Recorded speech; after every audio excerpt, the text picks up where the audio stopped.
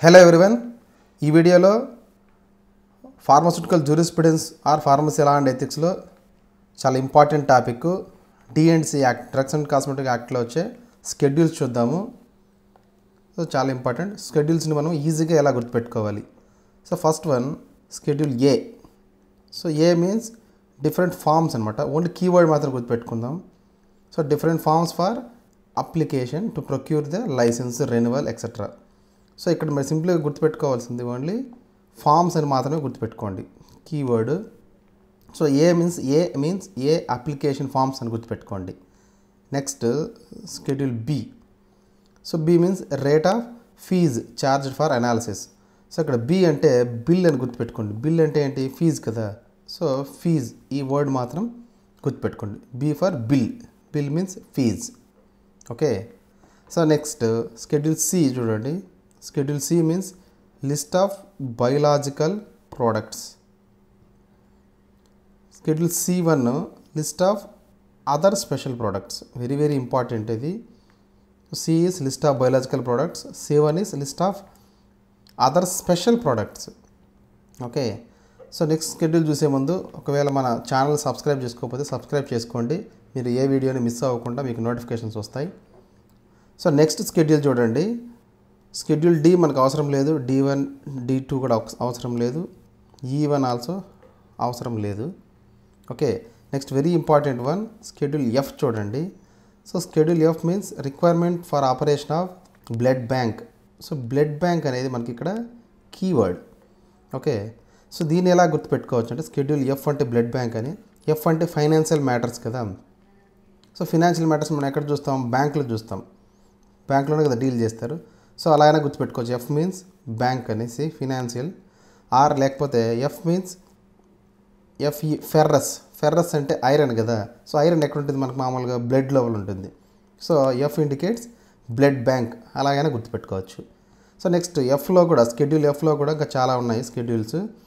F1 F2 F3 ఉన్నాయి. So వీటిని ఎలా గుర్తుపెట్టుకోవాలంటే సో F1 F2 F3 మనం ఎలా గుర్తుపెట్టుకోవాలంటే వాసు అని గుర్తుపెట్టుకోండి. వాసు అనే నేమ్తో గుర్తుపెట్టుకోండి. So schedule F1 indicates VA. వాసులో V means vaccines, viral vaccines, antisera ఇవన్నీ వస్తుంది. VA means vaccines.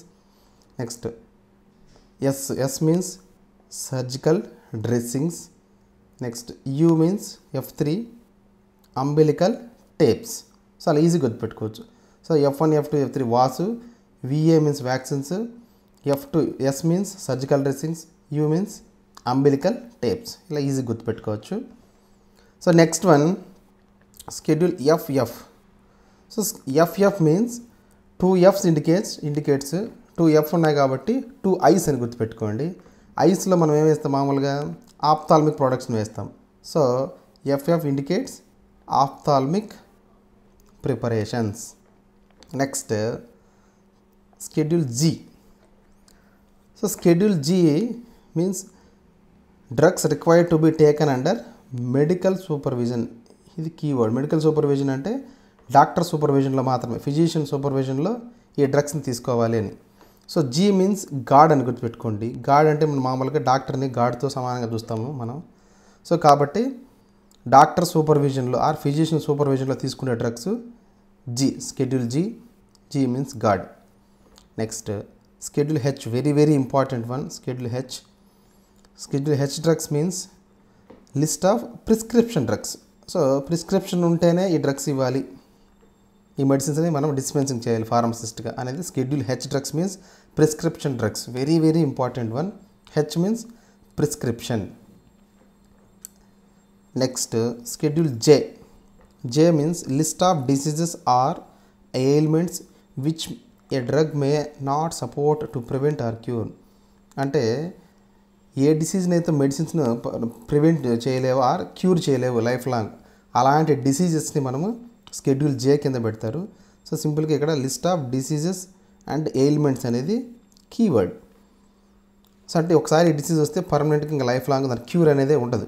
అలాంటి డిసీజ్ లిస్ట్ని స్కెడ్యూల్ Jలో లిస్ట్ అవుట్ చేస్తారు. దీన్ని ఎలా గుర్తుపెట్టుకోవాలంటే సో ఒక్కసారి వస్తే డిసీజ్ ఇంకా లైఫ్ లాంగ్ పోదు కాబట్టి జిడ్డులాగా మనల్ని తగులుకుంటుంది. సో కాబట్టి J ఫర్ జిడ్డు అని గుర్తుపెట్టుకోండి. సో జిడ్డు డిసీజెస్ అంటే ఒక్కసారి వస్తే మళ్ళీ క్యూర్ అవని diseases. So J means list of diseases or elements which may not be cure అని గుర్తుపెట్టుకోండి ఈజీగా. సో ఇలా లాజికల్గా గుర్తు పెట్టుకోవాలి మీరు. ఓకే, సో నెక్స్ట్ స్కెడ్యూల్స్ని మనము నెక్స్ట్ వీడియోలో చూద్దాం. వీడియో లెంత్ ఎక్కువ అవుతుంది. So that's it. Thank you very much. Please like, share and subscribe.